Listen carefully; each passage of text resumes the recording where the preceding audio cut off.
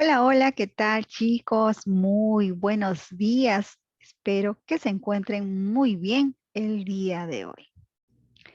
Antes de dar inicio a nuestra clase, te tengo que hacer mención de tres fechas muy importantes que celebramos este mes de agosto. Y la primera fecha es la batalla de Junín, el 6 de agosto. Luego viene el Día del Folclor y lo celebramos el 22 de agosto. Y cerrando nuestras celebraciones del mes de agosto está Santa Rosa de Lima. Más adelante te contaré algo breve sobre estas fechas. Antes te debo hacer mención del valor del mes. Y el valor del mes es honestidad y solidaridad. Pues se entiende por honestidad u honradez a una virtud humana consistente en el amor a la justicia y la verdad por encima del beneficio personal o de la conveniencia. De las personas honestas u honradas se espera que digan ante todo la verdad, que sean justos, razonables, que obren de manera íntegra o sean transparentes en sus motivaciones. Por otro lado, la solidaridad es una virtud porque a través de ella nos mostramos unidos a otras personas, compartiendo intereses, sus inquietudes y necesidades, sin necesariamente tener un lazo afectivo que los una. Es decir, la solidaridad es una virtud porque nos acerca a personas que necesitan bondad o una mano amiga. No te olvides del valor del mes, honestidad y solidaridad. Ahora paso a contarte algo breve sobre nuestras fechas a celebrar en el mes de agosto. La primera es la batalla de Junín.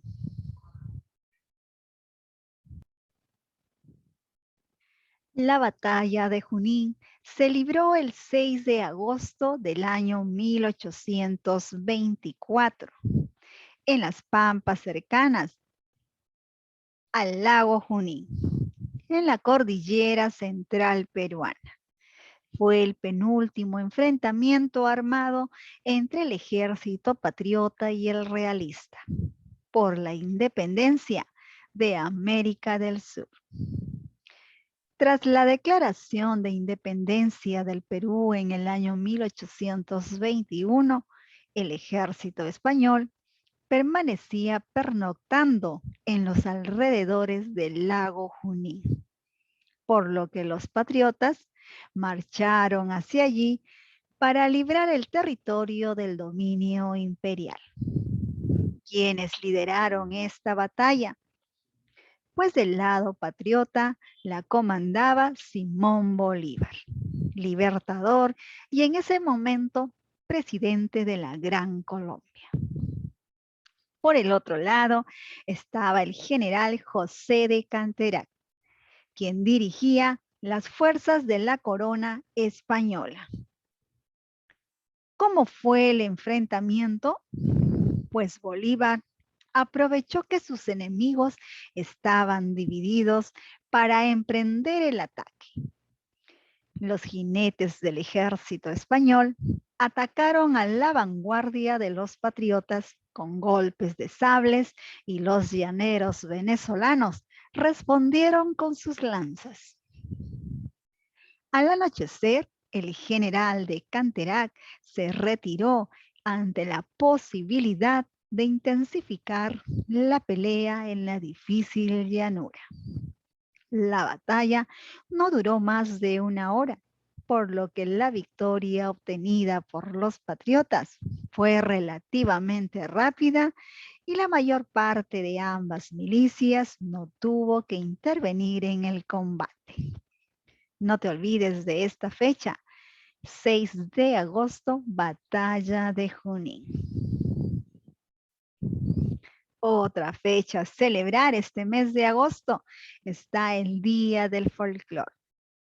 Pues la Organización de las Naciones para la Educación, la Ciencia y la Cultura, es decir, la UNESCO, declaró que cada 22 de agosto desde el año 1846 se conmemore el Día Mundial del Folclore. Cuando el arqueólogo británico William Thornes publicó en la revista londinense Athenaeum una carta en la que por primera vez se usó el término folclore. El folclore es la expresión auténtica de un pueblo que abarca sus tradiciones, leyendas, costumbres, música, danzas, etcétera.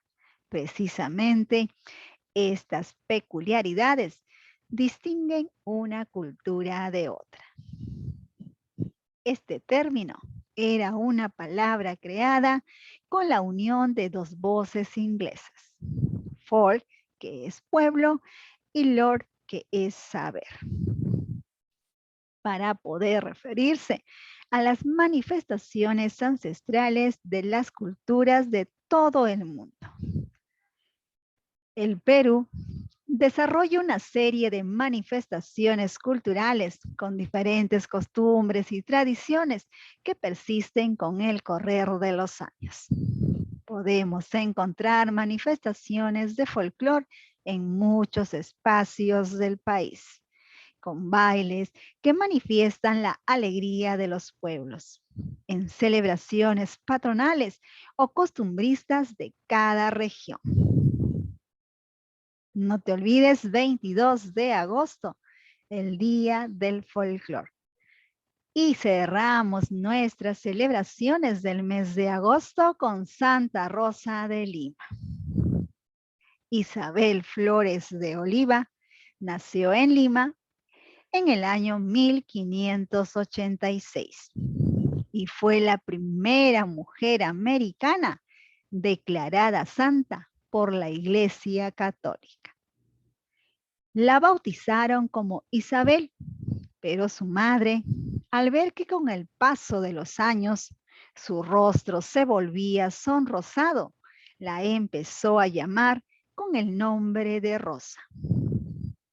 Su fama de santidad era tal que es la primera santa que antes de ser canonizada fue proclamada de manera excepcional patrona del Perú, del Nuevo Mundo y de Filipinas.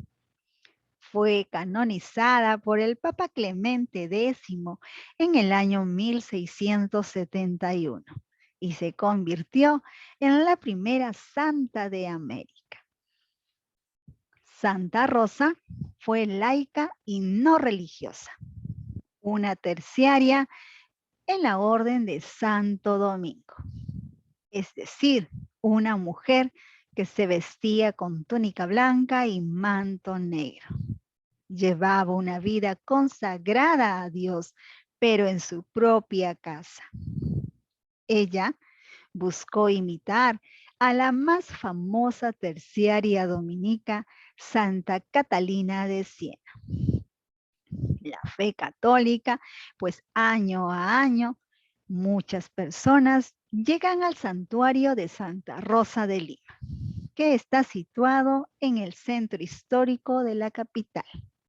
El recinto está conformado por una iglesia y un convento, los cuales fueron construidos en los siglos XVII y XVIII, junto a la casa donde vivió Isabel Flores de Oliva.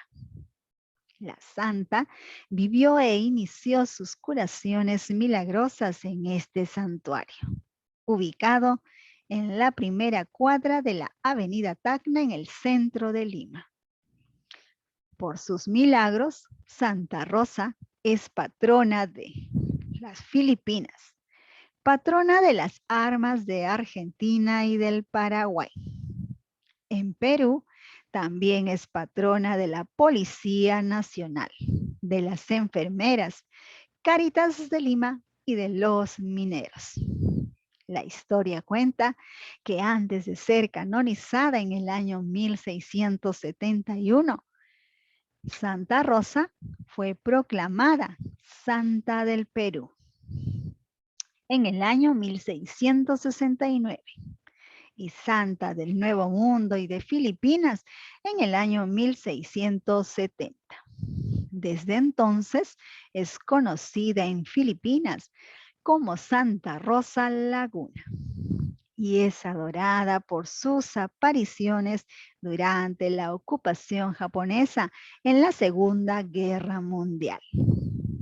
Su legado, el Papa Inocencio IX, expresó que posiblemente en América no hubo un misionero que con sus predicaciones haya logrado más conversiones que las que Rosa de Lima obtuvo con su oración. Esta santa limeña pasó los 3 últimos años de su vida ayudando en el servicio del hogar de don Gonzalo de Maza, un empleado del gobierno, cuya esposa le tenía mucho cariño.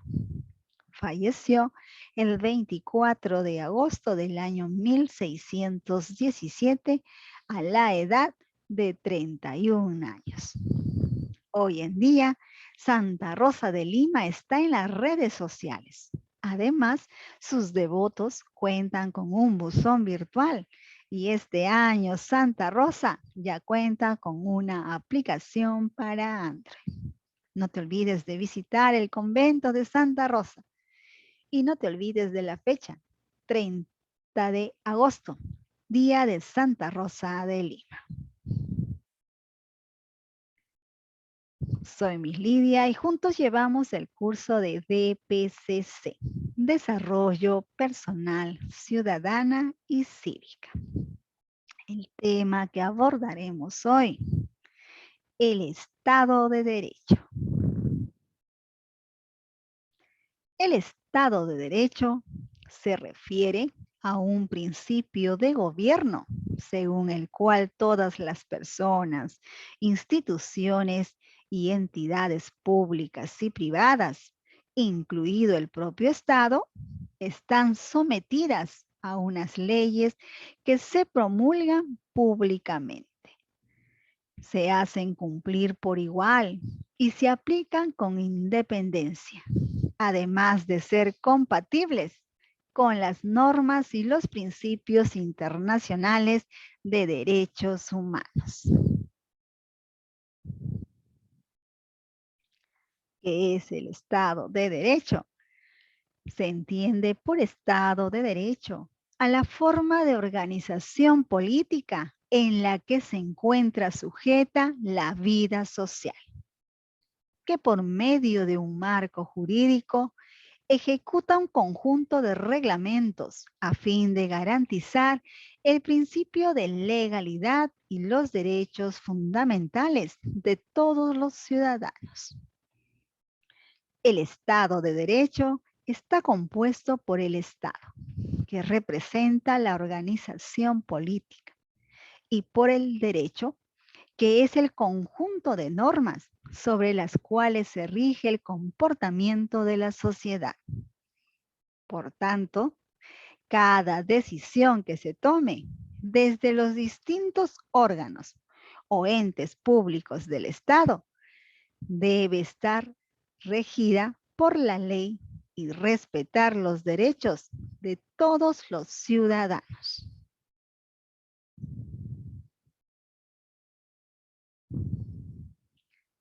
¿Cuál es la importancia del Estado de Derecho?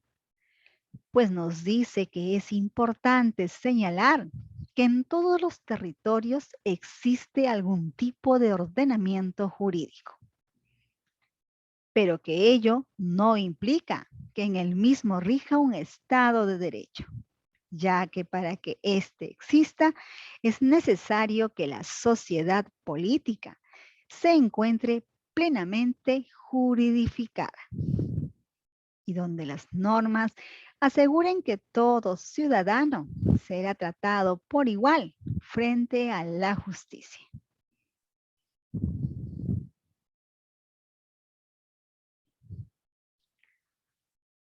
¿Cuáles son las características del Estado de Derecho?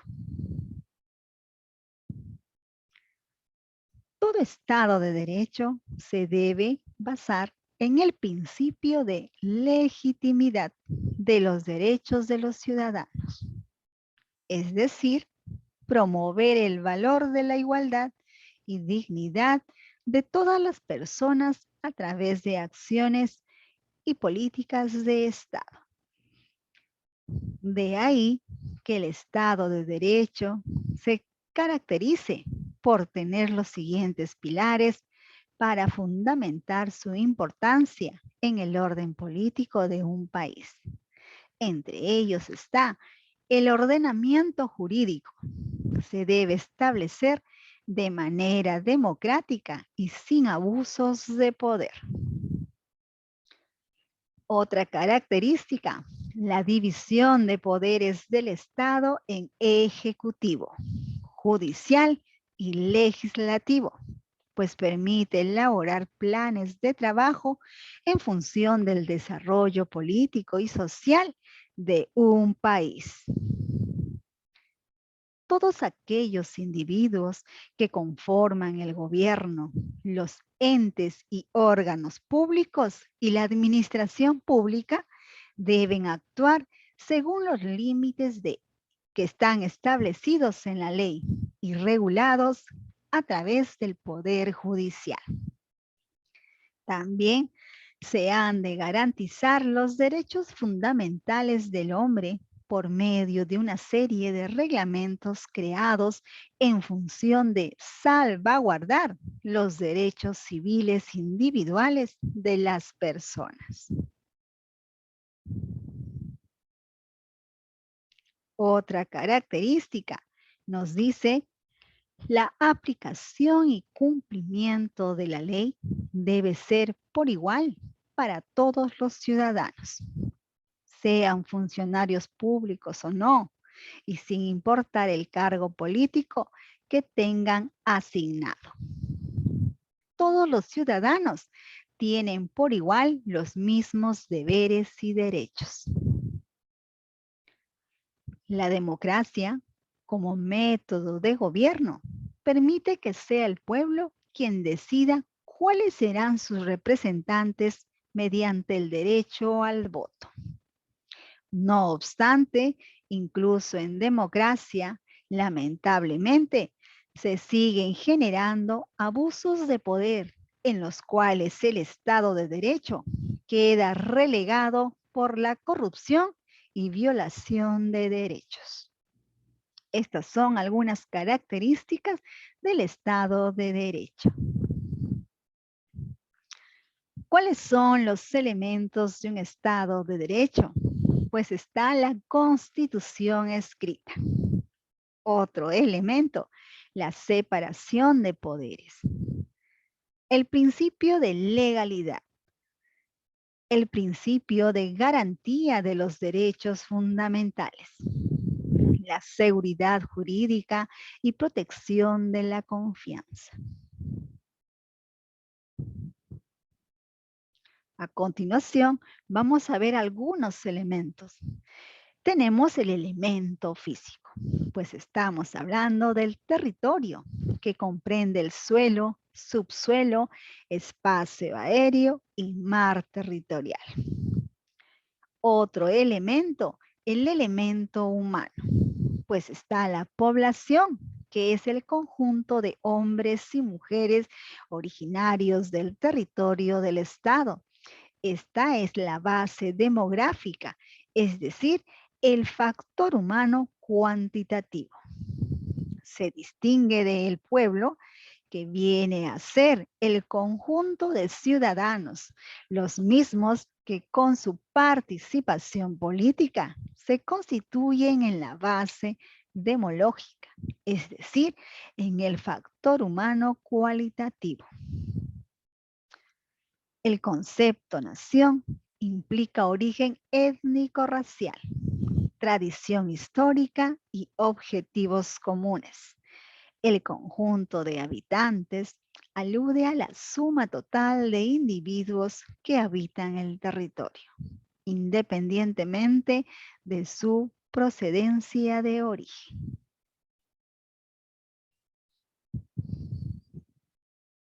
Otro elemento es el elemento político, que es el sistema de autoridades jerárquicamente constituidas, tanto en atención a las funciones que desarrolla el Estado, como a la expansión de la superficie territorial del mismo.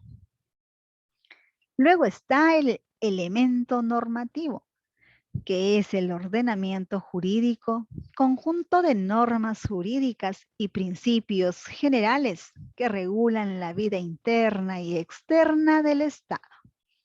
Se diferencia de las leyes naturales, las normas religiosas, las normas morales y las reglas sociales.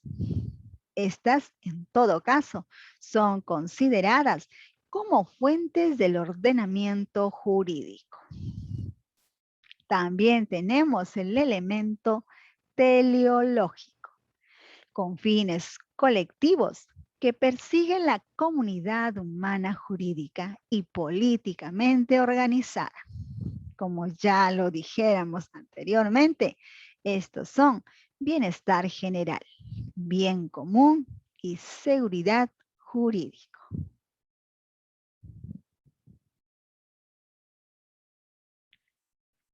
¿Cuáles son las funciones del Estado?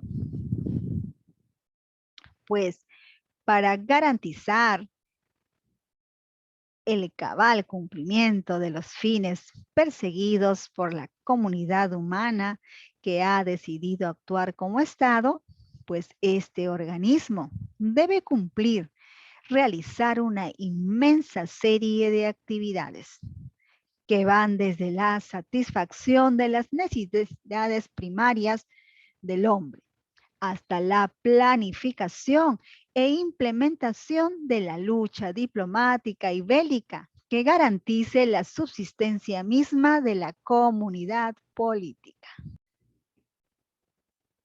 Anteriormente, estas complejas actividades las realizaban los monarcas, los cónsules o los emperadores, asistidos por un pequeño grupo de auxiliares.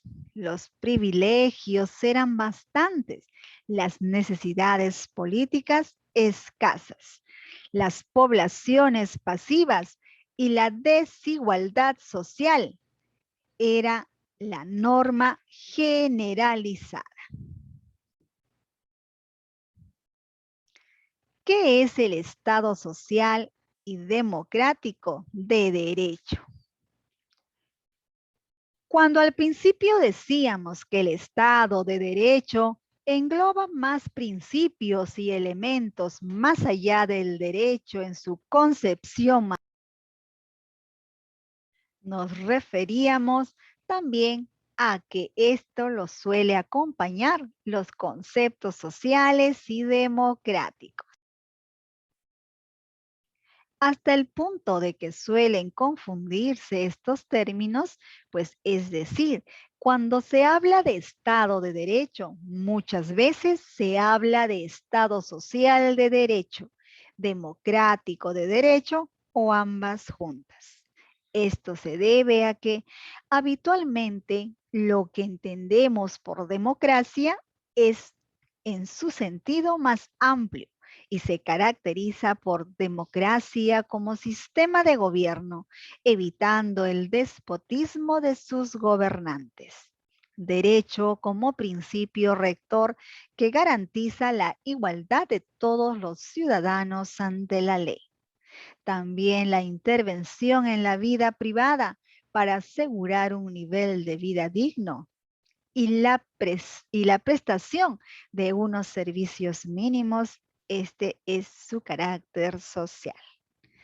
Esta es la razón por la que hablar de Estado de Derecho para referirnos al sistema de gobierno de un Estado en muchas ocasiones puede considerarse como incompleta. Sé que has estado muy atento. Ahora te toca a ti. Coloca B si es verdadero o F si es falso dentro de los paréntesis según corresponde. Se entiende por Estado de Derecho a la forma de organización política. Se entiende por Estado de Derecho a la forma de organización política. ¿Será verdadero o falso? Pues esto es verdadero. El Estado de Derecho está compuesto por el Estado. El Estado de Derecho está compuesto por el Estado. ¿Será verdadero o falso? Pues esto es verdadero. El Estado representa la organización política. El Estado representa la organización política. ¿Esto será verdadero o será falso? Pues esto es verdadero. El Estado de Derecho es promover la igualdad y dignidad de las personas. El Estado de Derecho es promover la igualdad y dignidad de las personas. ¿Verdadero o falso? Pues esto es verdadero. Continuemos. Completa las siguientes oraciones.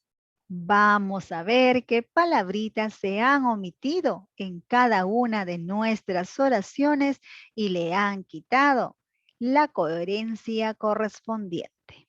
En nuestra primera oración nos dice, el Estado de Derecho queda relegado por la, vamos a completar nuestra palabrita, de derechos. El Estado de Derecho queda relegado por la de derechos. Pues estamos hablando de que el Estado de Derecho queda relegado por la corrupción y violación de derechos. Nuestra siguiente oración nos dice, Estado debe estar regida por la y respetar los derechos de todos los ciudadanos, más allá del derecho en su. Otra vez, Estado debe estar regida por la y respetar los derechos de todos los ciudadanos, más allá del derecho en su. Pues estamos hablando de que el Estado debe estar regida por la ley y respetar los derechos de todos los ciudadanos, más allá del derecho, en su concepción más estricta. Siguiente oración nos dice, la división de poderes del Estado en permite elaborar planes de trabajo en función del desarrollo político y social de, nuevamente, la división de poderes del Estado en, permite elaborar planes de trabajo en función del desarrollo político y social de, pues nuestras palabritas omitidas son la división de poderes del Estado en ejecutivo, judicial y legislativo permite elaborar planes de trabajo en función del desarrollo político y social de un país. Y nuestra última oración nos dice, la democracia como método de gobierno permite que sea la democracia como método de gobierno permite que sea